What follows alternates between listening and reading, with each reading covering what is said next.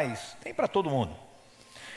Queridos, nós findamos aí 2 meses, estamos entrando aqui no 3º mês do ano, e eu chamo esse mês de o mês das definições. Por natureza, no Brasil, algumas coisas só acontecem depois do carnaval. Na nossa mente acaba sendo assim. Parece que a gente entra um ano, Ivone, com o freio de mão puxado. A gente vai devagar, diz assim, não. Aí tem gente que fala, não, depois do carnaval a gente vê isso. Ninguém fecha negócio antes, não. Ninguém compra algo grandioso. Ninguém planeja, só pensa, depois do carnaval a gente pensa. Parece que o Brasil, e é uma cultura brasileira isso, a gente para no tempo e esquece da vida. E às vezes em algumas igrejas também isso acontece. Os crentes falam assim, não, fevereiro eu vou tirar uma folga de Deus. Eu vou descansar. Teve um irmão, um espião secreto que eu tenho aqui, um agente, 007, que ele falou, pastor, estão aqui os nomes das pessoas que não vieram no culto. E eu queria saber se as pessoas saíram de férias e estavam no mesmo lugar que o senhor estava. E ele falou, fulano não veio. Eu disse, não, fulano não estava comigo não. E fulano também não estava comigo não. Eu disse, pastor, precisamos conversar. Sabe, irmãos, então, parece que a gente tira uma folga de Deus. Tem gente que fala assim, não, eu não vou dizimar em fevereiro também, porque eu estou de folga, só depois do carnaval que eu vou pensar nisso. Então, eu penso que esse mês é um mês de decisões, amém? Então, é do tipo assim, a gente parece que está recomeçando. A gente foi e agora a gente está recomeçando. Parece que esse é o sentimento. Então, eu escolhi um texto e um tema que eu julgo necessário para a gente seguir em frente a partir daqui. E eu penso que as decisões que nós vamos tomar aqui vão reverberar até dezembro. O tema é um tema muito, assim, estilo Pastor Rodrigo, tranquilo. É um tema assim, reaja! Estilo Pastor Rodrigo, tranquilo, pacífico. Assim, não muito tempestuoso. Reaja! Você pode me ajudar a pregar? Diga para alguém do teu lado, reaja! Vamos ler a palavra, amém?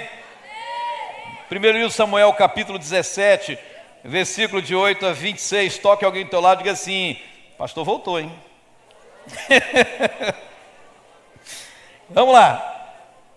Versículo 8 diz a Bíblia assim, ele então, Golias, parou, e eu estou lendo aqui, aliás, deixa eu mudar a minha versão aqui, para a versão de hábito nossa, que é a versão NVI. O problema, irmãos, que parece que depois das férias o braço ficou mais curto ainda. Ajuda aí, Marcinha, ora por mim. Eu já comprei uma armação, irmãos, de óculos, viu? Eu vou ter que usar, não tem jeito não, já estou me rendendo. Mas vamos lá, versículo 8, a Bíblia diz assim, olha só, presta atenção. Golias parou e gritou às tropas de Israel, por que vocês estão se posicionando para a batalha? Não sou eu um filisteu e vocês não são os servos de Saul?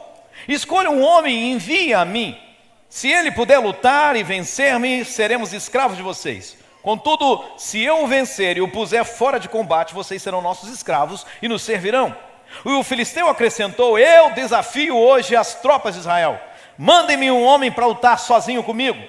Ao ouvirem as palavras dos filisteus, Saul e todos os israelitas ficaram atônitos e apavorados. Davi era filho de Jessé, o efrateu de Belém de Judá. Jessé tinha 8 filhos, já era idoso na época de Saul. E os 3 filhos mais velhos de Jessé tinham ido para a guerra com Saul. E esses eram os nomes dos seus 3 filhos, Eliabe, o primogênito, Abinadab, o segundo, Samar, o terceiro.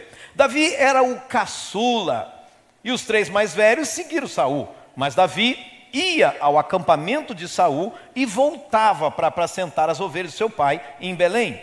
Durante 40 dias o filisteu se aproximava. Quantos dias? E ele fazia isso de manhã e de tarde. E ele assumia a sua posição. Nessa ocasião, Jessé disse a Davi, o seu filho, pegue um efa de grãos torrados e 10 pães e leve-os depressa aos seus irmãos no acampamento. Leve também esses 10 queijos ao comandante da unidade deles, veja como estão seus irmãos e traga-me alguma garantia de que estão bem. Eles estão com Saul e com todos os homens de Israel no vale de Elá, lutando contra os filisteus. Levantando-se madrugada, Davi deixou o rebanho com outro pastor, pegou a carga e partiu, conforme Jessé lhe tinha ordenado. Chegou ao acampamento, na hora em que, com grito de batalha, o exército estava saindo para as posições de combate. Israel, os filisteus estavam se posicionando em linha de batalha frente a frente. E você lembra da história? Um vale no meio, um exército de Israel no alto do monte, o exército filisteu no outro monte, e entre eles um vale, o vale de Elá. Continue comigo. Davi deixou o que havia trazido com o responsável pelos suprimentos e correu para a linha de batalha para saber como estavam seus irmãos. Mas enquanto conversava com eles, Golias, o guerreiro filisteu de Gate, avançou desde a linha de batalha e lançou o seu desafio habitual. E Davi o ouviu. Quando os israelitas viram um homem, todos fugiram de medo. Irmãos, isso aqui é assustador. Os israelitas diziam entre si: vocês viram aquele homem que subiu? Ele veio desafiar Israel. O rei dará grandes riquezas a quem o vencer, também lhe dará sua filha em casamento e isentará de impostos em Israel a família do seu pai. Davi perguntou aos soldados que estavam ao seu lado: o que será feito ao homem que matar esse filisteu e salvar a honra de Israel? Quem é este filisteu incircunciso para desafiar os exércitos do Deus vivo? Repetiram a Davi o que haviam comentado e disseram: é isso que será feito ao homem que matá-lo. E quando Eliabe, o irmão mais velho, ouviu Davi falando com os soldados, ficou muito irritado com ele e perguntou: por que você veio até aqui? Com quem você deixou aquelas poucas ovelhas no deserto? Eu sei que você é presunçoso e que o seu coração é mau. Você veio só para ver a batalha. Davi respondeu: o que eu fiz agora? Será que eu não posso nem conversar? Alguém se identifica? Então ele se virou para o outro e fez a mesma pergunta. E os homens responderam como antes. Amém? Somente até aqui. Eu quero frisar com você o verso 26. Olha aí para a sua Bíblia. Vamos dizer isso juntos? Quem é? Vou deixar esse texto aqui na tela para nós. Vamos juntos? Quem é? Pois este incircunciso filisteu para afrontar os exércitos de Deus vivo. Amém? Deus os abençoe pela sua palavra. Reaja. A palavra reação é formada pela composição de um prefixo, re fala de repetição, mas fala também de movimento contrário. E eu quero pegar essa definição: movimento contrário, movimento oposto. E o verbo agir, e aqui o substantivo ação, então reação. E fala de movimento em sentido contrário. Reação, então, ou reagir, é uma resposta àquilo que vem contra você. Então, eu penso que Deus nos chamou aqui hoje para que nós não venhamos com a mentalidade de assistir um culto, de ouvir uma pregação, mas de estarmos aqui não mais como espectadores, mas é um culto para a gente reagir. E é melhor você começar reagindo. Então escute, eu quero começar com uma questão. Por que na maioria das vezes nós não reagimos diante das circunstâncias da vida? Por que na maioria das vezes nós aceitamos situações que nos vêm, que nos acometem, sem irmos contra ela ou contra elas? E eu tenho algumas respostas. Primeira razão pela qual nós não reagimos é porque para alguns de nós existe uma memória de derrota. E o que seria essa memória de derrota? Talvez você já viu essa imagem, deve estar aqui em algum lugar aqui para nós.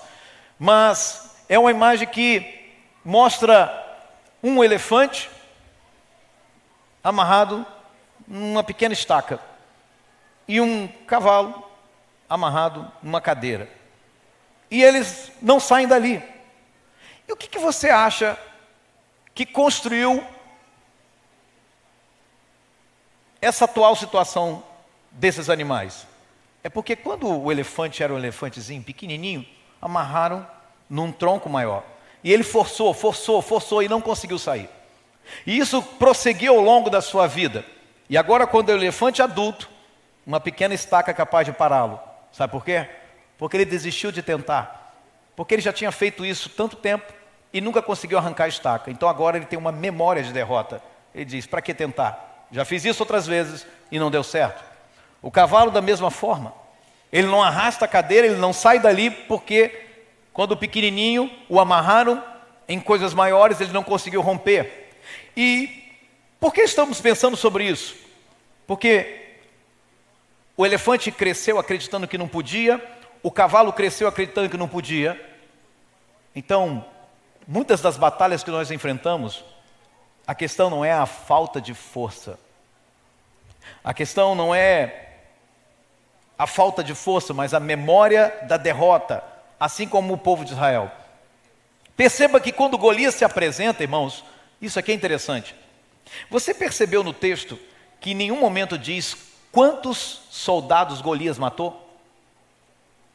Não tem um histórico, um currículo de quantos soldados Golias matou. Apenas que ele era grande, apenas que ele era forte, apenas que ele carregava uma espada pesada, mas não tinha nenhum histórico de soldados valentes que foram mortos por Golias. Mas só a imagem de Golias já intimidava. Só o pensamento da presença daquele soldado intimidava. Então aprenda uma coisa: quando nós deixamos que aquilo que deu errado na nossa vida determine o nosso comportamento hoje, o resultado disso é paralisia. Quando nós olhamos para aquilo que vivemos e algumas coisas que deram errado na nossa vida, e tem que dar errado para que a gente aprenda, mas se a gente olha para isso como um fator determinante, então a gente pensa assim: deu errado ontem, então vai dar errado sempre. Então deixa eu te dar uma palavra: nem tudo que deu errado ontem vai dar errado hoje. Nem tudo que deu errado ontem vai dar errado amanhã. Nem toda oração que você fez ontem, que Deus disse não, Deus vai dizer não hoje. Nem toda tentativa frustrada vai continuar sendo tentativa frustrada. Então escute, é óbvio que eu não estou falando aqui também de erros como consequência do pecado. Porque erros como consequência do pecado não é para você voltar e fazer de novo. É óbvio que eu não estou falando disso, mas eu estou falando de algumas pessoas que tentam e falham, e faz com que muitas vezes a mente dessas pessoas tenha uma prisão invisível. Davi, quando vai falar com Saul, quando Saul disse para ele assim: você não pode combater contra esse guerreiro. Sabe qual foi a resposta de Davi? Davi trocou a memória de derrota por uma memória de vitória. E ele falou: não, eu já lutei com um leão e Deus me levou a vencer. Eu já lutei com um urso, Deus me levou a vencer. Então olha aqui para mim, quando você olhar para trás da sua vida, olhe para trás e veja os lugares onde Deus esteve com você e as coisas deram certo. E se apoie nisso para lutar as batalhas de hoje. Olhe para alguém e diga: troque a sua memória de derrota por uma memória de milagres. Por que a gente muitas vezes não reage? Por causa do comodismo. Irmãos, nós como seres humanos, escute isso, o ser humano é o único ser que tem a capacidade de se adaptar facilmente a qualquer realidade. Ele se adapta facilmente. Homem então se adapta mais ainda. Homem dorme no chão, não está nem aí, come qualquer coisa, não toma banho, nem todos, tá? Mas eu estou dizendo assim, se tiver que passar por isso, né, o pessoal que fez o legendário aí, né, subiu a montanha, eles conseguem romper. Mas escute, só que muitas vezes também a gente tem uma facilidade de se adaptar, mas a gente acaba também se adaptando também àquilo que nos impede de crescer. A gente acaba se adaptando a essa capacidade assustadora de adaptação, a gente acaba até se adaptando à crise. Tem gente que se adapta à miséria, tem gente que se adapta ao fracasso, tem gente que se adapta ao vício e permanece ali, tem gente que se adapta a uma vida medíocre, tem gente que se adapta a depender, ao assistencialismo. Tem gente que se adapta a ficar recebendo algo sem ter feito nada para receber aquilo, mas apenas como um benefício. Tem gente que se adapta à escassez, está falando. Israel se acostumou com Golias, 40 dias, irmãos. Você tem ideia do que um homem chegar e falar assim: não tem homem não? E todos os outros homens não fazerem nada, nenhuma reação, ninguém sequer sentiu um tremor? Por que na maioria das vezes nós não reagimos diante das circunstâncias da vida? Medo. Irmãos, nós convivemos com os mais diferentes medos. A nossa querida Sara estava aqui ministrando falando disso. A gente tem medo de não ser aceito. Olha isso. Por isso que a gente vê meninos vestindo roupas esquisitas, meninas vestindo roupas esquisitas para serem aceitos por um grupo específico na escola. Às vezes querem ser, como era na minha época, os descolados. Agora deve ter outro nome. E agora os nomes são todos trocados por nomes americanos. Então, a gente tem medo, por exemplo, da opinião dos outros. Medo de tentar e falhar, que é o medo da frustração. O medo de aceitação, na verdade, é o medo da opinião dos outros. Não, porque... E é interessante porque são medos construídos na nossa mente sem que ninguém os construa. Agora, por exemplo, meus filhos estão... Asaf está se tornando um adolescente. Agora ele está preocupado com a roupa que ele veste. O Itai está preocupado em não ficar sem camisa. Irmão, onde é que já se viu isso, irmão? Mas é porque a gente começa a pensar, tem gente que tem medo de piorar as coisas com uma nova decisão, então ele não toma decisão nenhuma. Está aqui comigo? Tem gente que tem medo de assumir responsabilidade. Deus me livre. O patrão chega para ele. Eu me lembro de um amigo com o qual eu trabalhei, Adílio. Na verdade, Adílio era o apelido dele, né? Então, a gente chamava de Adílio, lá todo mundo tinha algum apelido. E o Adílio era um homem inteligentíssimo. E quando eu chego na empresa, era um frigorífico, o Adílio trabalhava ensacando as linguiças que a gente fabricava no frigorífico. Então, ensacava as linguiças, colocava na máquina a vácuo, fechava e colocava os pacotes ali das linguiças. E o Adílio um dia teve a oportunidade de trabalhar no escritório. E o Adílio foi para o escritório. E quando o Adílio estava lá, ia receber mais. Aí quando o patrão entrava pela porta e gritava alguma coisa, o Adílio deixava a caneta cair no chão. Quando o Adílio pegava a caneta, derrubava a mesa. Quando o Adílio pegava, juntar as coisas, só ia piorando. Até que o Adílio falou assim: me deixa voltar a ensacar a linguiça, porque eu não quero essa responsabilidade para mim. Então no fim a gente tem medo, e o medo paralisa a gente, porque o medo diminui a gente diante da realidade da vida. Olha só essa palavra aqui em Números capítulo 13. Quando o povo de Israel avista a terra prometida, eles vão lá com os espias e eles examinam a terra. Quando eles voltam de lá, eles voltam com um relatório. Olha essa palavra: éramos aos nossos próprios olhos como gafanhotos. Sabe o que eles estavam dizendo? Quando a gente olhou para aquele povo, a gente falou: esse povo é gigante. E a gente pensou, eu sou um gafanhoto. Tem gente que olha para si mesmo e diz: quem sou eu? Coitado de mim. E a Bíblia diz que eles nem lutaram, mas já se enxergavam como derrotados. Mas escute uma coisa: antes do gigante cair na sua vida, o que tem que cair primeiro é a mentalidade de derrota. Por que na maioria das vezes nós não reagimos diante das circunstâncias da vida? Por falta de fé. E falta de fé aqui é claramente, falta de fé é não confiar em Deus e na capacidade de Deus de realizar milagres. Falta de fé é fruto de não conhecer a Deus verdadeiramente. O profeta Daniel afirmou assim: o povo que conhece o seu Deus se esforçará e fará proezas. Irmão, quem conhece Deus de verdade vai para frente na vida. Quem conhece Deus de verdade avança, não tem medo. Quem conhece Deus de verdade empreende. Quem conhece Deus de verdade planeja, acredita, avança, supera. Quem conhece Deus de verdade, irmão, sabe o tamanho de Deus, sabe a grandeza de Deus. Ele começa a colocar em prática os sonhos de Deus na vida dele. Você está entendendo? De alguma forma, irmão, quando você conhece a Deus, você vai se esforçar e vai fazer proezas. Porque nós conhecemos a Deus, esse templo grandioso foi erguido. Porque o povo que conhece o seu Deus se esforçará e fará proezas. Aleluia!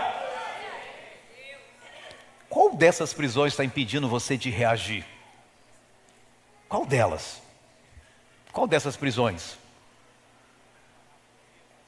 A memória de derrota? Qual dessas prisões? O comodismo? Qual dessas prisões? O medo? A falta de fé? Qual dessas prisões? Então, eu estou aqui nessa noite para falar com você: reaja. Por quê? Porque algumas coisas acontecem quando você decide reagir. Algumas coisas acontecem quando você decide se levantar e dizer: ei, chega! Algumas coisas acontecem quando você decide dizer a Satanás: chega! Até quando vamos permitir que o mal impere na nossa história? Nós estamos vendo agora uma guerra acontecendo lá no Oriente Médio. E é uma guerra pela qual nós precisamos orar, para que Deus traga paz. E é claro, além dessa guerra, uma guerra também de narrativas. Hoje pela tarde eu estava me atualizando sobre as informações do que acontece lá.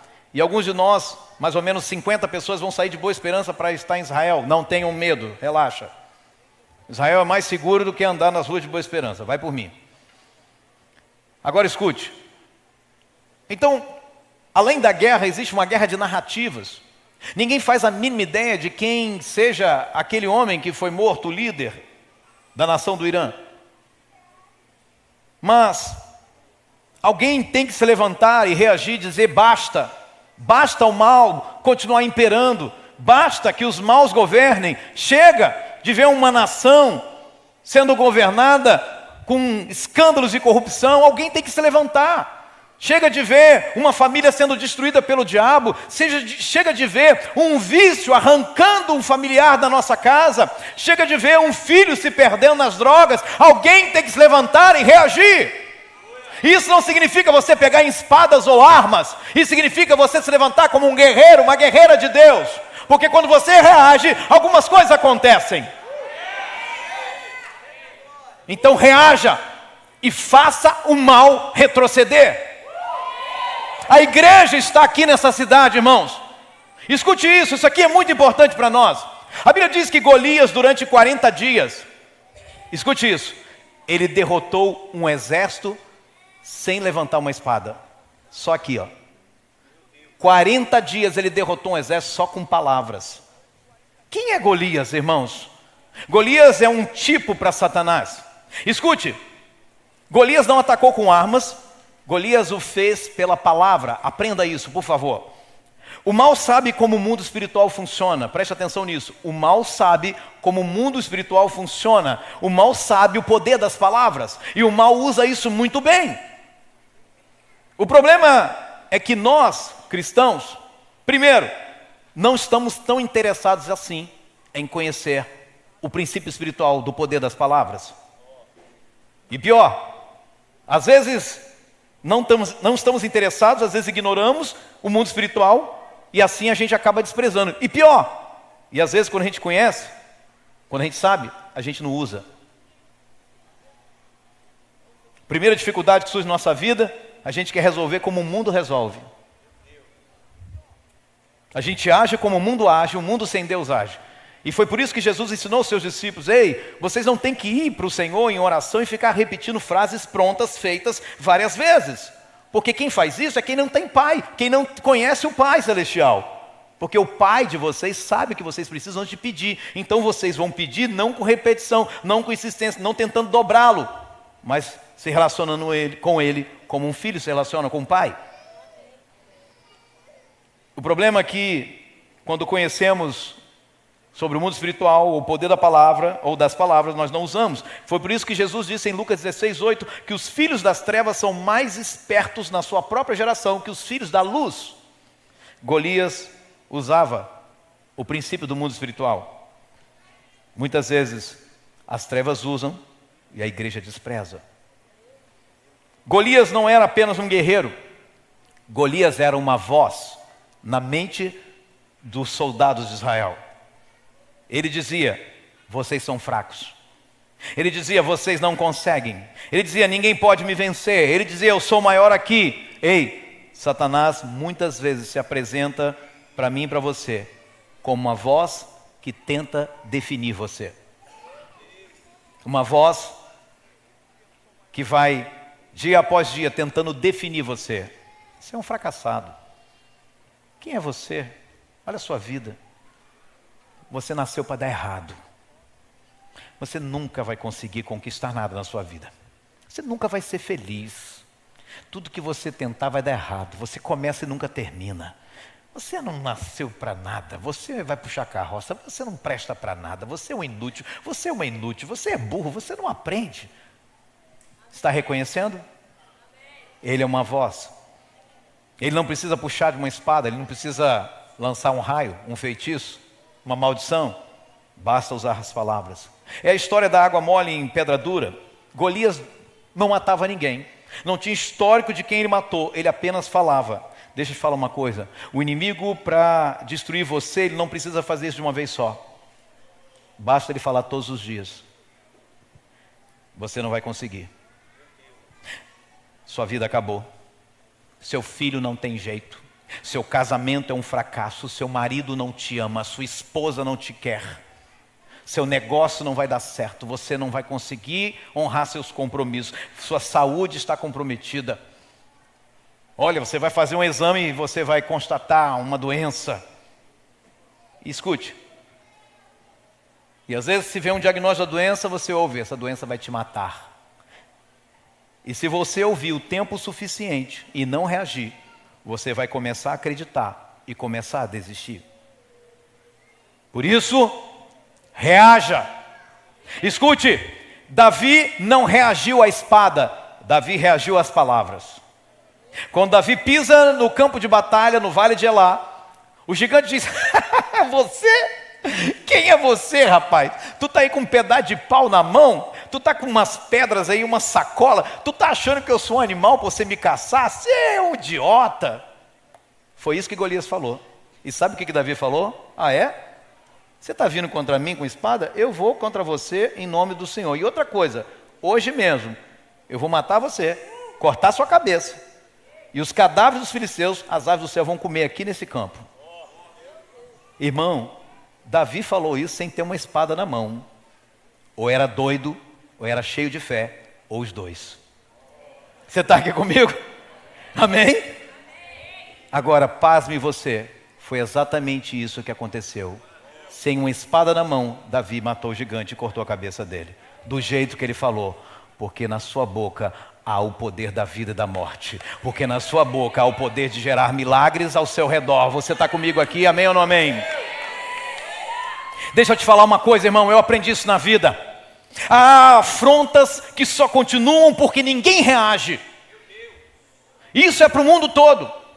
Os políticos fazem o que querem porque ninguém se levanta para fazê-los parar. Eu não quero voltar no passado, mas você lembra na época do Covid. Eu entendo que foi uma época confusa para todo mundo, mas alguém tinha que se levantar e parar com essa palhaçada de fechar a igreja. Você entende isso, amém ou amém? Agora, se a gente não faz nada, ia estar fechado talvez até hoje. Escute, há afrontas que só continuam porque ninguém reage. O problema não é o tamanho do gigante, o problema é o silêncio do guerreiro. Eu vou repetir isso para você. O problema, irmão, não é o tamanho do gigante, o tamanho do problema que você enfrenta. O problema é o seu silêncio.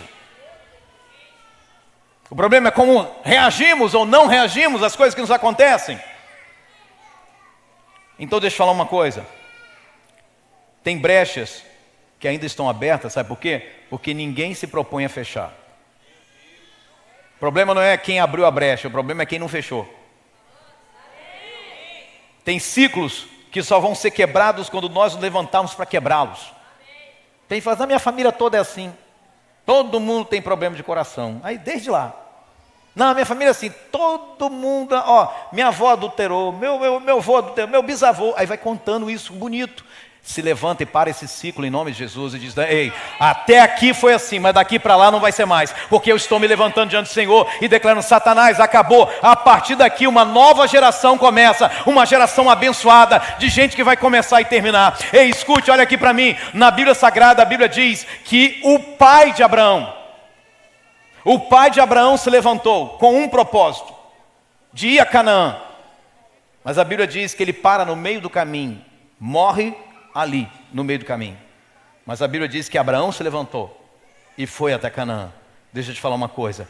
Deus está te falando nessa noite que aonde o teu pai e a tua mãe começou e parou, você vai chegar muito mais além. O que você vai começar, você vai terminar. Ei, a partir de você vem uma geração que completa, uma geração de obras acabadas para a glória de Deus. Olhe para a sua casa. Até quando vai ficar lá aquele negócio amarrado naquela torneira com aquele pano? Até quando vai ficar aquele plástico no lugar daquele vidro?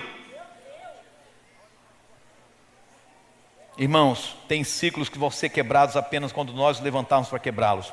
Gigantes vão cair, mas não cairão sozinhos. Alguém tem que gerar a funda e lançar a pedra. Você está aqui comigo, amém ou não amém? A Bíblia diz que Davi estava no campo, mas ele não ouviu a fala de Golias como um soldado ouve. Ele ouviu com a verdadeira identidade. Ele disse, ei, eu pertenço ao Senhor, minha identidade é ser filho de Deus, eu faço parte do povo de Deus, eu sou do exército do Senhor, e já que é assim, quem é esse cara para afrontar o povo de Deus? Você está entendendo?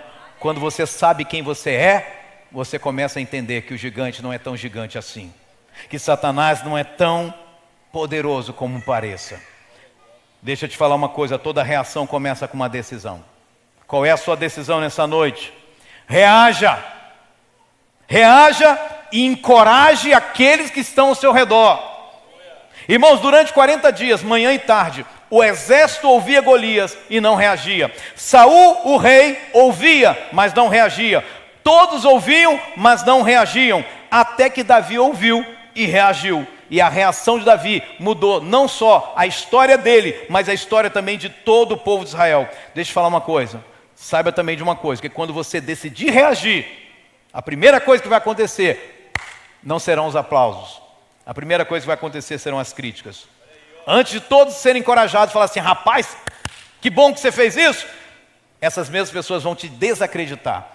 A Bíblia diz, e nos mostra isso, porque toda reação verdadeira tem oposição. Porque quem decide reagir precisa suportar olhares de quem já desistiu.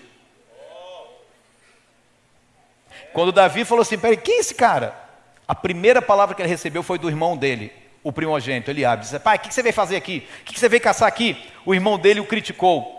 Você, presunçoso, você está aqui para ver o que está acontecendo. Eu tenho certeza que você largou as ovelhas de papai largadas. Você é um irresponsável. Depois ele vai falar com o Saul. O Saul diz, que isso, cara? Você não vai dar conta desse gigante. Pelo amor de Deus. Faz isso não briga comigo não. Isso aqui é sério. Saul o desacreditou. Duvidou dele. E Golias? Golias zombou dele. Mas deixa eu te falar uma coisa. Isso me faz lembrar de Neemias. A Bíblia diz que Neemias vai até o rei. E diz, como que eu não ficaria triste? Se a cidade onde estão sepultados meus pais está em ruínas, os portões estão queimados e tem gente morando lá e não fez nada. Ele diz, eu tenho que fazer alguma coisa. Então ele vira para o rei e diz, rei, eu peço que você me envie ajudar a cidade onde estão os túmulos dos meus pais, para que eu a reconstrua. Neemias decidiu reagir. Mas quando ele decidiu reagir, ele encontrou oposição. A Bíblia diz, todos se uniram para lutar contra Jerusalém e causar confusão. O povo de Judá então começou a dizer, aí eles chegam, olha só, o inimigo começa a botar pressão, chega até Neemias, Neemias diz assim, chegam para Neemias e dizem, ô Neemias, os carregadores de pedra estão perdendo as forças, e ainda tem muito entulho para tirar, a gente não vai conseguir, e eles dizem assim, nós não conseguiremos reconstruir o muro, só porque o inimigo estava avançando. E os nossos inimigos diziam, antes de saberem, ouvirem qualquer coisa, estaremos bem no meio deles, e os mataremos, e acabaremos com a obra deles. Mas deixa eu te contar uma coisa, Neemias resistiu, espada na mão, e pá na outra mão, e ele terminou o muro, porque você não pode parar na oposição. A Bíblia diz que Bartimeu resolveu reagir e falar, chega de ficar nessa vida de cego e de mendigo. Ele começa a gritar por Jesus, a multidão fala para ele, cala a boca, o mestre não tem tempo para você. Então ele grita 2 vezes mais alto, Jesus, filho de Davi, tem misericórdia de mim. Jesus para, vem até ele e cura a cegueira dele. E Bartimeu nunca mais mendigou, porque ele decidiu reagir e não parar na oposição. Deixa eu falar uma coisa, Golias falava todo dia, até que Davi se levantou em Deus e o calou para sempre. Talvez o diabo esteja falando todo dia na sua vida, na sua família, na sua casa, na sua história, no seu trabalho. Talvez você seja alguém que entrou aqui nessa noite e está falando assim, eu vou ver se eu converso com um pastor, um dos pastores no final do culto, porque eu estou querendo largar meu emprego, porque lá meu emprego, pastor Romulo, é muita perseguição, eu não aguento ficar lá não, é muita luta para mim, coitado de mim, eu sofro tanto, é tanta gente lá fazendo fofoca, falando mal de mim, eu não aguento. Ei! O problema não é o tamanho do gigante, mas é o silêncio do guerreiro. Se levanta em oração, clama a Deus, levanta essa cabeça, entra lá como um filho de Deus, uma filha de Deus, e começa a transformar aquela realidade. Você está aqui ou não? Deixa eu te falar uma coisa, o campo estava em silêncio, só Golias falava ali. E por que só Golias falava? Porque não tinha ninguém para pará-lo, até que Davi chegou ali. O único barulho que tinha no campo, irmãos, eram os joelhos dos soldados batendo um no outro, era o único barulho. Mas bastou uma voz diferente para mudar a história. Deus está dizendo para alguém nessa noite, você é a voz diferente que vai mudar a história da sua casa, da sua família, do seu bairro, da sua célula, da sua família, do seu trabalho, de onde você estiver. Grandes incêndios, irmãos, começam com a pequena faísca.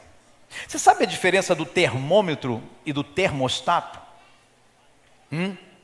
O termômetro é um elemento, um aparelho que é usado para medir a temperatura.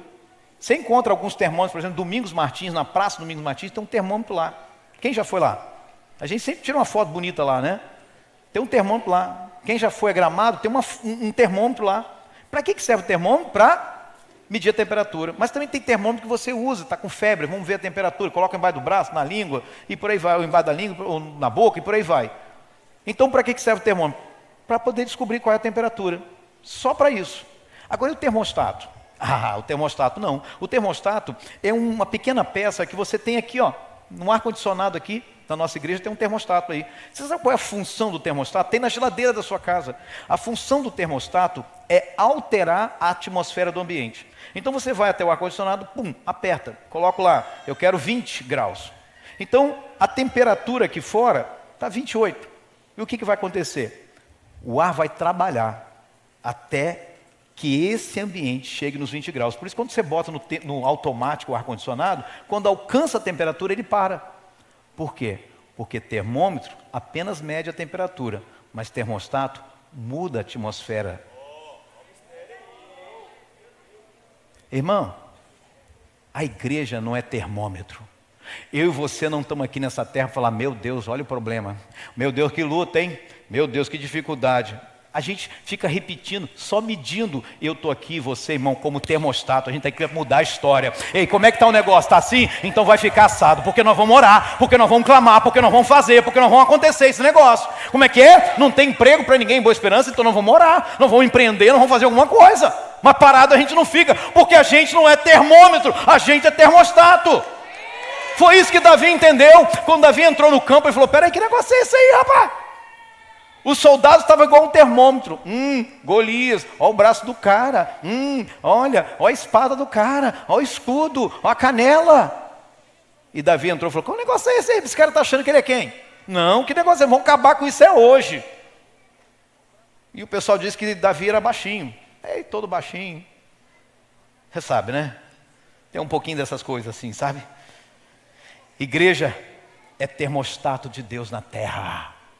Ei, deixa eu te falar uma coisa, tudo que você ligar na terra terá sido ligado no céu, diz a palavra. Ei, você está aqui para ligar as coisas, para liberar o que o céu tem para derramar nessa cidade, na sua casa, na sua família. Ei, termostato muda o ambiente. Deixa eu te falar uma coisa, meu irmão, a igreja foi chamada para mudar as atmosferas. Não é você que se curva o ambiente que se curva você. Onde você chega, irmão, o inferno tem que sair. Onde você chega, as conversas têm que mudar. Você está aqui ou não? Aí a gente fica que nem um termômetro. Está frio demais aqui, meu Deus, que luta. Ó vida, ó azar. Não, irmão, você é termostato. Se está frio demais, não vão aquecer esse negócio. Se está quente demais, não vão resfriar esse negócio. Se tem guerra, não vão trazer paz. Se tem luta, não vão trazer tranquilidade. Você está aqui ou não?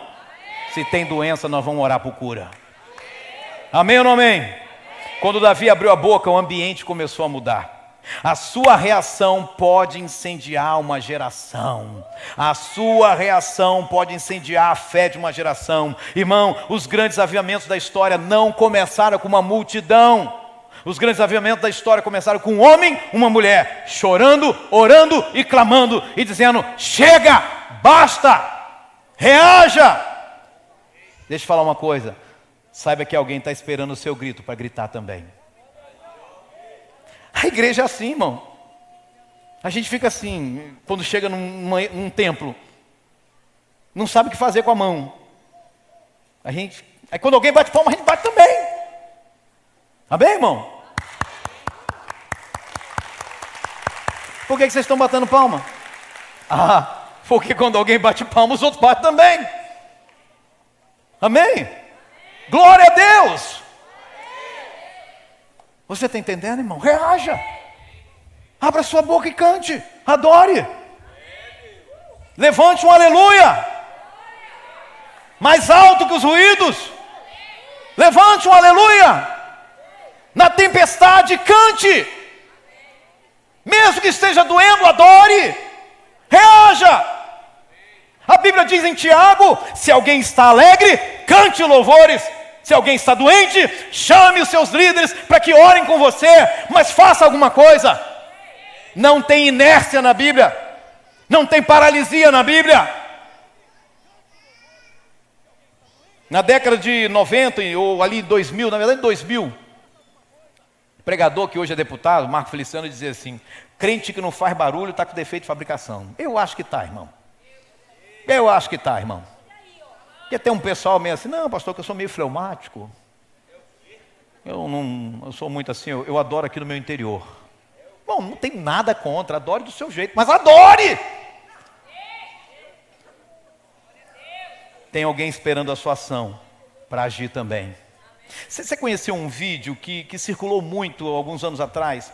O nome do vídeo, o título do vídeo é O Menino e a Árvore. Quem já viu esse vídeo? É um vídeo da Índia. E um menino indiano, pequenininho, está lá. Eles estão indo, tem uma avenida, uma árvore cai. Puf! E aí aquele tronco gigante no meio do caminho. E aí tem um ônibus chegando, e o pessoal do ônibus começa a ficar indignado, um calor. E aí o pessoal no carro, o táxi, e o pessoal chateado, todo mundo zangado. Aí chegam uns homens lá, ficam olhando para a árvore, né, e medindo o tamanho, olhando e tal. E eles saem, e começa aquela confusão. De repente o céu fecha e começa a chover. Até que um garotinho sai de dentro do ônibus, com a mochilinha dele, olha para a árvore, joga a mochilinha para trás e começa a empurrar a árvore. E todo mundo olha aquilo, e está lá empurrando a árvore. E ele está lá empurrando a árvore. De repente o pessoal que está discutindo no carro para de discutir.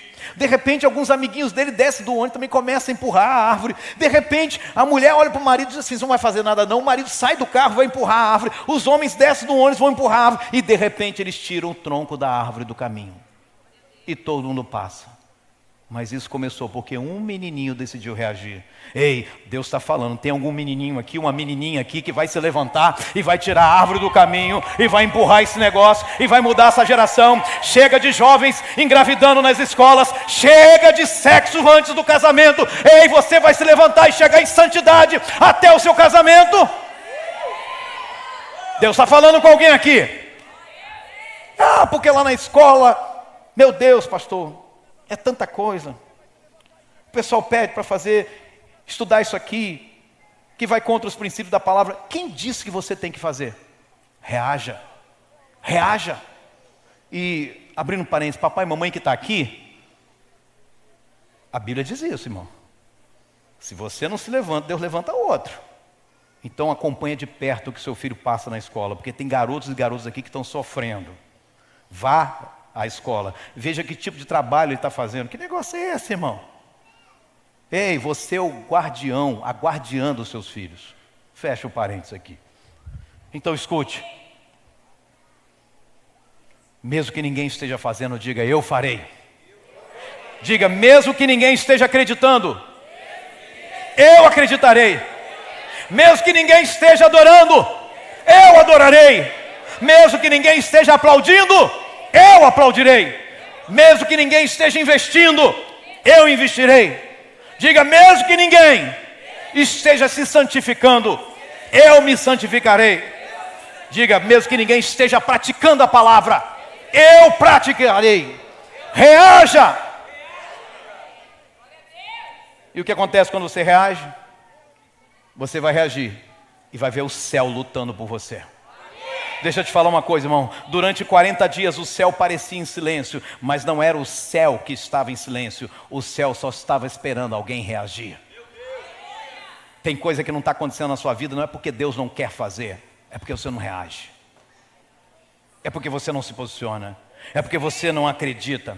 Deixa eu falar uma coisa, você já sabe, as coisas têm que estar no devido lugar para Deus fazer. Muitas vezes é assim, o povo estava sentado sobre a relva, então aí sim os pães e os peixes foram multiplicados. O azeite da viúva foi multiplicado depois que ela reagiu.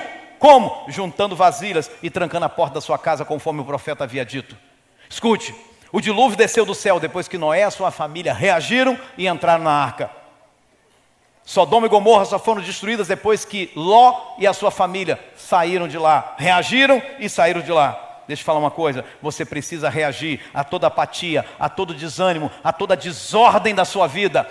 E aí você vai ver o céu lutar por você. Há coisas que Deus quer fazer na nossa cidade, mas essa igreja precisa reagir. Há coisas que Deus quer fazer na sua família, mas você precisa reagir. Deixa eu te falar uma coisa. Olhe para a sua igreja.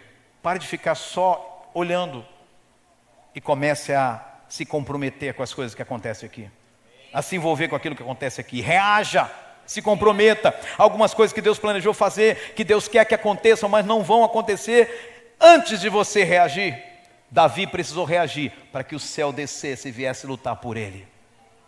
Você está entendendo isso? Amém ou amém?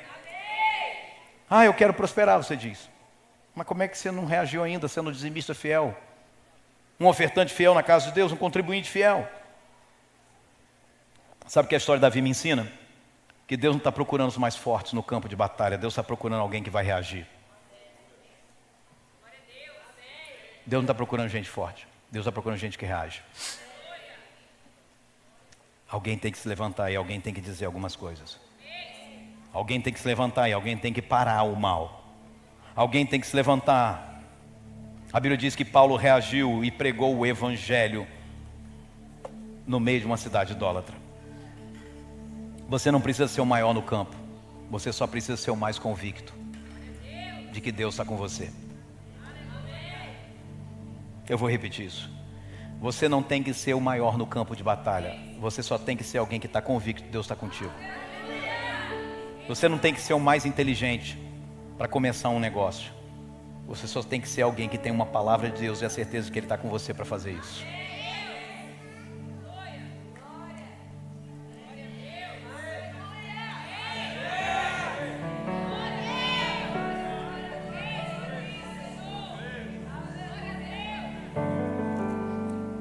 O bom samaritano reagiu e fez aquilo que os religiosos não fizeram. O filho pródigo reagiu e pôs um fim à vida dele de destruição e miséria. Daniel reagiu e fez uma nação reconhecer que só o Senhor é Deus. Elias reagiu. Escute isso aqui, porque o pessoal fica aí fora falando tanta besteira daquilo que não conhece da Bíblia. O próprio Deus chega a dizer no profeta Oséias: vocês levantaram reis que eu não aprovei. Não fui eu que indiquei esses caras. Vocês que levantaram eles não têm o meu aval. Porque a gente acha que todo líder foi Deus que levantou. E não é bem assim, irmão. Para a nação, não. Elias se levantou contra o rei Acabe e a rainha Jezabel. E diz assim: olha só, vocês estão acabando com a nação. E eu não vou ficar assistindo isso não. E ele reage, sabe como? Chega, céu, não vai chover mais. E não choveu. Reaja. Reaja. Samuel reagiu e ungiu um novo rei para Israel. Escute. Elias reagiu e mostrou que quem mandava na nação não era o rei, mas era o Senhor. Quem manda no Brasil é o Senhor. Reaja na oração, reaja no jejum, reaja na organização da sua vida, reaja na comunhão com Deus, reaja no seu tempo com Deus, reaja na comunhão com seus irmãos, reaja na forma como você se vê, reaja na fé, reaja declarando vitória, reaja. Deixa eu te falar uma coisa: os próximos dias serão diferentes. Se você tão somente se levantar e reagir, a sua vida será diferente, a sua descendência será diferente. Reaja.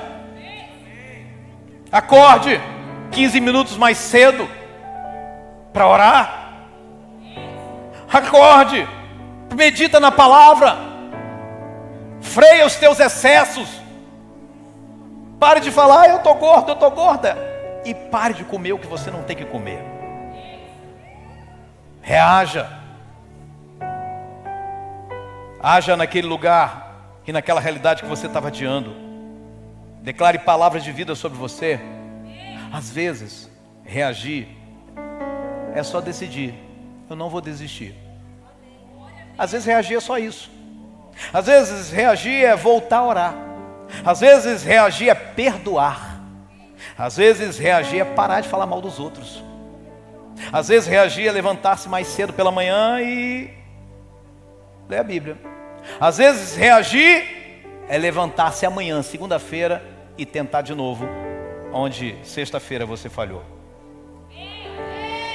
Às vezes reagir é apenas se sujeitar a Deus. O que eu sei é que quando você decide reagir, Deus transforma o campo de batalha em campo de testemunho. O vale de Elá nunca mais foi esquecido. Davi desceu o vale para representar um povo. Jesus também desceu esse mundo para representar cada um de nós. Davi arriscou a sua vida para salvar uma nação. Jesus entregou a sua vida para nos salvar. A vitória de Davi foi a vitória de Israel. E a vitória de Jesus na cruz é a nossa vitória. Davi cortou a cabeça de Golias. Jesus esmagou a cabeça da serpente. Nós não reagimos sozinhos. Nós reagimos em Cristo. Nós reagimos com Cristo. Não é na nossa força que nós podemos vencer, porque Cristo morreu por nós e é Ele quem luta por nós. 1 Samuel 17:50 diz: assim Davi derrotou o filisteu com uma funda e com uma pedra. Ele o derrubou e o matou. Não havia nenhuma espada na mão de Davi. Olha aqui para mim. Olhe para esse texto. A nossa visão humanista, por causa desse tempo, faz a gente olhar para esse texto e falar assim: cara, que cara era Davi, hein? Essa é a nossa visão humanista. Rapaz, esse Davi, o cara era bom, hein? Essa é a visão humanista, visão errada. Porque esse texto não está aí para ressaltar a grandeza de Davi. Esse texto está aí para dizer o seguinte: como que um cara derrota um gigante armado apenas com uma funda e com uma única pedra atirada? Como que ele consegue derrubar um gigante e matar um gigante sem ter uma espada na mão? Sabe por que esse texto está aí? Para dizer: quão grande é o Deus de Davi. Quando eu e você decidimos reagir, o céu luta por nós, irmão. Quando você decide reagir, fala: chega dessa depressão, chega dessa angústia, o céu vai começar a lutar por você. E quando o céu luta por você, as pessoas vão olhar e dizer: nossa, como ele é grande, como ela é grande. Mas você sabe que não é a sua grandeza. Você sabe que as coisas que deram certo na sua vida não é porque você é bom, não é porque você é boa, é porque Ele é bom. Nada daria certo se não fosse por causa dEle. Nada funcionaria se Ele não tivesse nossa vida. Nós não seríamos bem-sucedidos se Ele não fosse o nosso Senhor. Nós não teríamos a inteligência que temos se Ele não tivesse iluminado as nossas mentes. Nós não teríamos o poder e o vigor que temos se o Espírito dEle não habitasse em nós.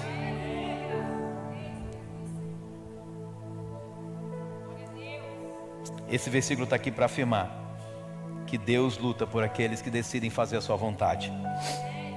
A verdade, irmão, irmã, nós somos os anões nos ombros do gigante chamado Jesus. É por isso que todo mundo acha que a gente é tão grande, mas a gente não é.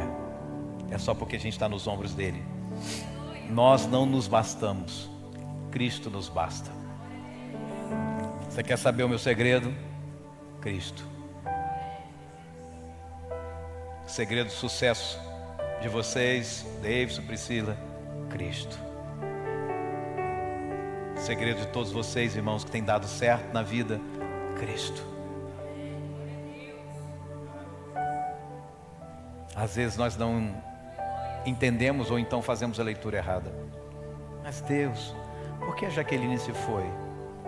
Essa não é a pergunta. A pergunta certa é: Deus, poderia ter sido eu, mas eu estou aqui. E o que eu vou aprender com isso?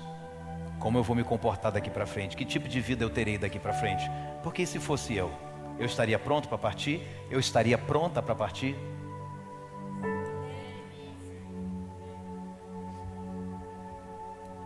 Quarenta dias tinham se passado sem reação alguma por parte das pessoas do povo de Israel. Mas o 41º dia chegou e tudo mudou. Essa história me ensina que não importa quantos dias já se passaram na sua vida onde parece que o céu está em silêncio. Essa história me ensina que se você reagir hoje, tudo vai mudar. Posso colocar a cereja no bolo? Posso concluir? 59 dias se passaram desde que o ano começou. Você já fez as contas? O Espírito Santo me revelou isso enquanto eu preparava essa mensagem. 28 dias de fevereiro, 31 dias de janeiro, 59 dias. Que dia é hoje? Não. Que dia é hoje? Qual o número desse dia? Qual o número? Você sabe o que 60 significa? 60 é o resultado de 4 números diferentes.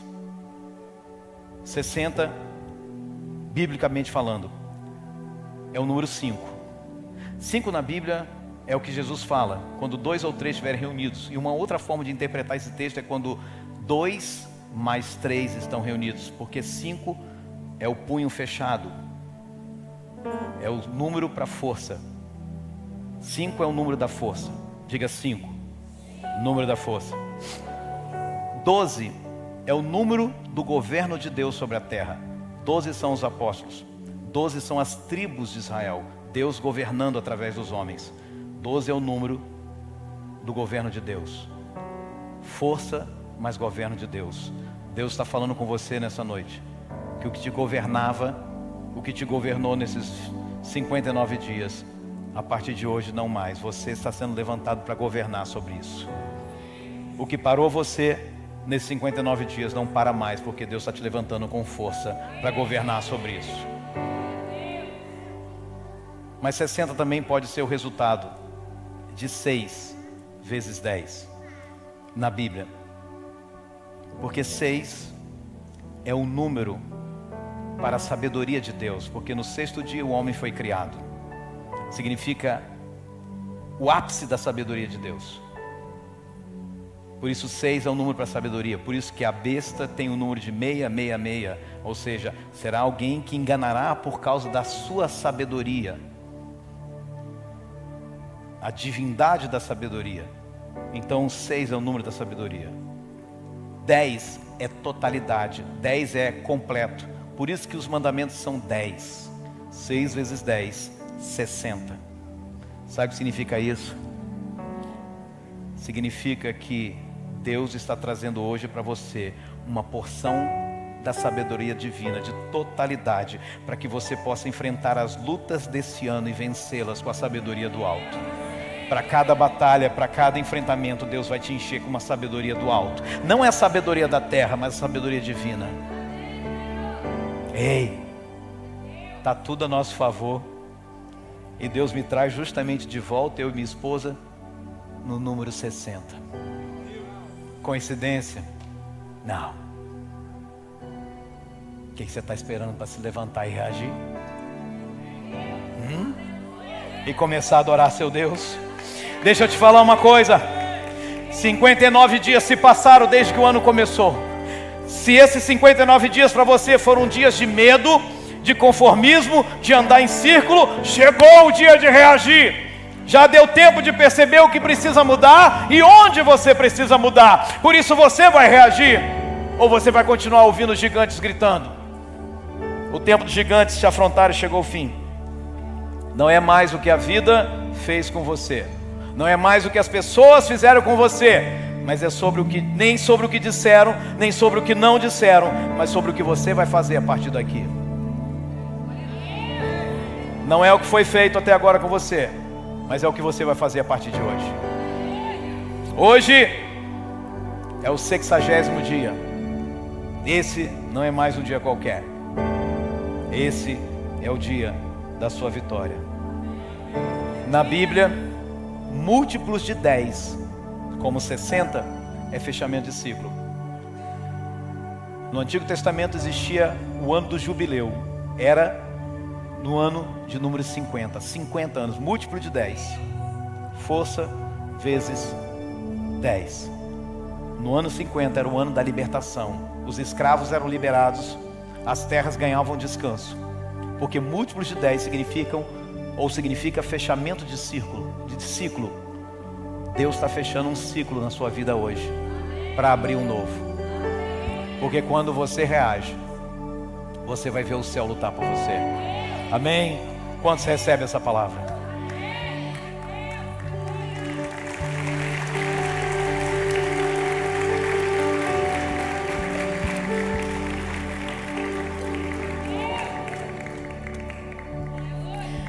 Talvez o seu gigante não está lá fora gritando para você. Talvez o seu gigante está aí dentro gritando na sua mente. Seja como for, reaja. Amém? Vamos adorar o Senhor juntos essa noite. E vamos declarar: este será o melhor ano da nossa história.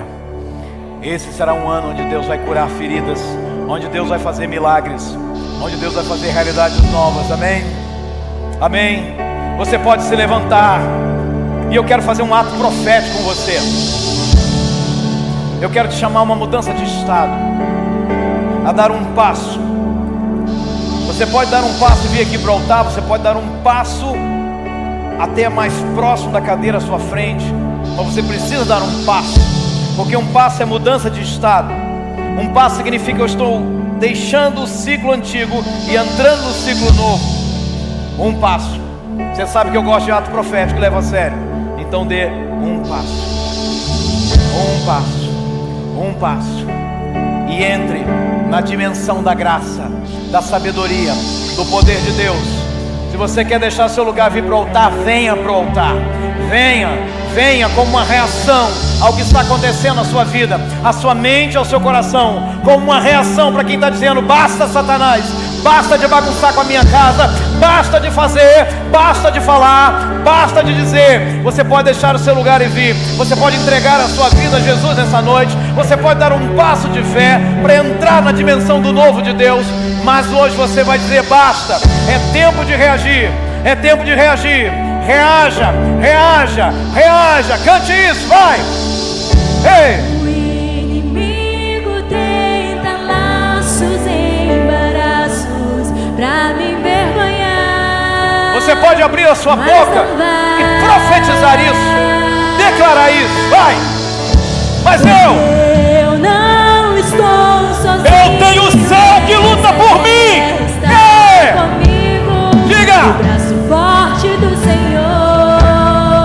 E Ele já fez tanto e continua fazendo. Que acalma o vento, aquele que aquieta o mar. É Ele que tira a força do fogo e faz o leão jejuar. É o mesmo Deus da minha vida e da sua vida. O Deus que derruba as muralhas. Ele faz. Da estéril faz mãe de filhos. É isso que você vai engravidar esse ano, mulher. Diga. Eu sou contigo. Ei, levanta sua voz e reage. Eu já dei um caminho aberto sobre as águas. Faz mover muitas fontes em meio ao deserto. Diga, haverá. Haverá nuvens que trazem chuva de bênção. Diga, ouça. Ouça a voz. Deus te dá escape e livramento.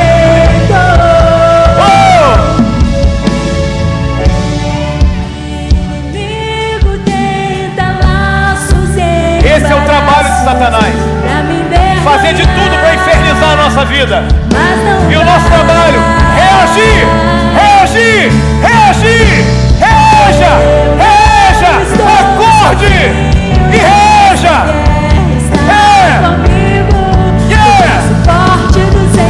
E quem é Ele? E quem é Ele? E quem é Ele? É aquele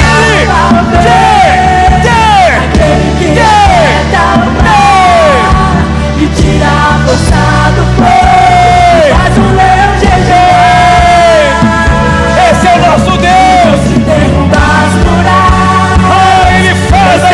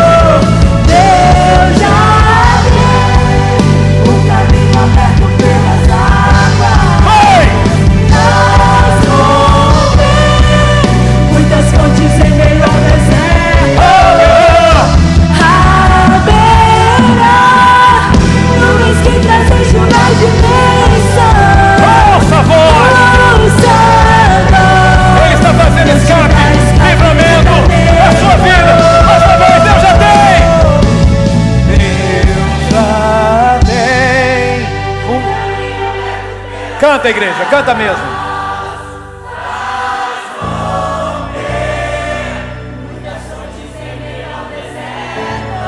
Adore a Ele.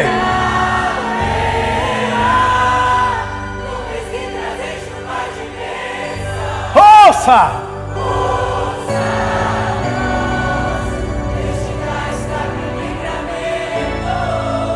Será que podemos orar? Levante a sua voz. Reaja agora. O mundo espiritual sabe. O mundo espiritual reage àquilo que você também faz nessa terra. Golias usou o poder das palavras. Você já conhece o poder das palavras? Libere a sua boca agora e comece a profetizar sobre sua casa, sobre sua vida, sobre seu corpo físico. Você que está atravessando um vale, comece a declarar: esse vale tem um fim. Eu não sei como, não sei de que maneira, mas Deus vai mudar esse negócio. Eu não sei de que maneira, mas vai haver uma fonte de água jorrando no deserto. Eu não sei de que maneira, mas Deus vai sustentar. Eu sei como que vai acontecer, eu não tenho que me preocupar com isso, mas eu sei que eu posso confiar no meu Deus. Ele já provou isso muitas vezes, que Ele é o meu Deus. Deus vai enxugar as lágrimas do seu coração. Eu quero declarar às famílias que estão de luto: Deus vai cuidar de vocês. Deus vai mudar isso. Eu quero declarar em nome de Jesus: toda depressão vá embora, toda angústia, todo medo, todo comodismo, toda paralisia, toda memória de derrota caia fora. Senhor, tira o medo dos meus irmãos de voltar amanhã para o dia do trabalho, para enfrentar o trabalho amanhã, para enfrentar aquela luta, para enfrentar aquela batalha. Meu Senhor, vá à frente deles, encha-os de coragem. Deus, faz com que aqueles que estavam indo por um caminho tortuoso parem agora e consertem o caminho. Senhor, aviva teu povo, aviva tua igreja. Nós decidimos reagir para vivermos uma realidade nova. Pai, eu quero declarar que ventres serão tocados pelo Senhor e vão gerar filhos saudáveis. Eu quero declarar, Senhor, portas abertas. Eu quero declarar saúde no corpo físico, saúde nas emoções, na alma, saúde na mente, saúde no espírito. Eu quero declarar que o Senhor está entrando para enxugar lágrimas daqueles que choram. Eu quero declarar, Deus, uma porção nova de poder e força para os teus filhos. Um novo ânimo, um novo vigor, uma nova força, uma nova realidade. E hoje, Pai, eu oro por aqueles também que estão entregando a vida para o Senhor, por aqueles que estão tomando essa decisão ao teu lado. Que eles venham a Ti rendidos, e como Davi, eles nunca mais ficarão sozinhos, e nenhum gigante vai derrotá-los. Eu oro, Deus, por uma entrega, como Cristo Jesus desceu a essa terra, se entregou por nós. Davi arriscou a vida, Jesus entregou a vida. Davi cortou a cabeça do gigante, Jesus marcou a cabeça da serpente. Senhor, vem, mostra a tua glória, mostra a tua glória, mostra a tua glória. Enquanto você ora, eu pergunto nessa noite a alguém que hoje está se reconciliando com o Senhor, voltando o caminho dele. Alguém que porventura tenha se afastado e hoje decidiu voltar. Onde você estiver, levante a sua mão bem alta. Eu quero só conhecer você e fazer apenas uma oração por você. Alguém entre nós nessa condição? Se você está entregando a vida a Jesus, voltando aos caminhos dele, levante a sua mão bem alta, onde você estiver. Tem alguém hoje assim, que está na casa do Senhor hoje, e hoje você está decidido assim, entregar ao Senhor, se render a Ele. Onde está você, homem ou mulher, jovem? Onde está? Deus abençoe, filha. Eu acredito na sua adesão. Toca aqui na minha mão. Amém, amém. Tem mais alguém nessa noite que decide hoje entregar a sua vida ao Senhor? Alguém que hoje entrou aqui, decide tomar uma adesão lá de Jesus? Tem alguém entre nós nessa condição? Amém. Todos já são de Jesus, todos já se comprometeram com Ele, todos estão prontos a partir, se forem chamados. Porque se essa é a sua realidade, eu glorifico a Deus por você. Mas se você ainda não alinhou a sua vida com Cristo, essa noite é o seu tempo. Vamos orar juntos. Se há mais alguém, só levante a sua mão. Há mais alguém? Há mais alguém entre nós? Amém? Amém? Então vamos orar, Pai. Eu oro por essa pequena filha amada. O seu sorriso ao levantar a sua mão nos mostra que essa é a melhor decisão da vida dela. E eu oro para que teu Espírito a encha de um modo tão especial, que ela se sinta tão amada, querida, guardada e protegida pelo Senhor, e que ela viva as coisas maravilhosas que o Senhor reservou para ela. Que os seus pecados sejam cancelados e que venham tempos maravilhosos da parte do Senhor para ela. assim nós abençoamos a vida dela e a entregamos para o Senhor nessa noite. Que outros que talvez tenham tomado essa decisão, mas talvez ficaram envergonhados de se apresentarem, que também recebam a mesma porção. Eu oro para que esta semana e este mês, o terceiro mês do ano, é o mês da nossa reação. E a nossa decisão hoje já vai reverberar ao longo desse mês e ao longo desse ano, para a glória de Jesus. Amém e amém, Jesus. Deus abençoe a sua vida. Uma semana poderosa para cada um de nós. Reaja!